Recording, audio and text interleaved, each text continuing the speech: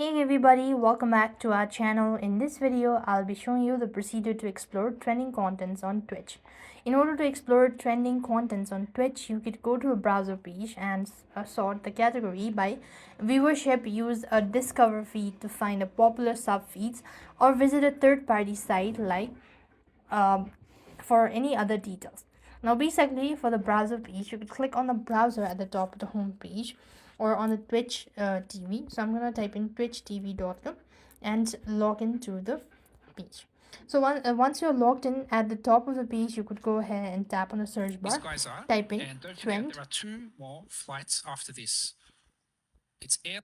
and when you type in the trend or trending, you should be able to find or locate the trending content at the time. So over here it is the browse. You could then go ahead and tap on the search category and type in trending, hit the search bar, and this way you should be able to find the trending content. And other than that, you could also use the discovery feed that is on the main feed. You could look for a horizontal scrollable shelf of subfeed. The subfeed highlights a popular category or feature collections, allowing you to quickly browse content within them. So this way you'll be able to explore trending content on Twitch. I hope the video was helpful. Make sure to like, share, and subscribe. Thank you for watching. See you in the next video.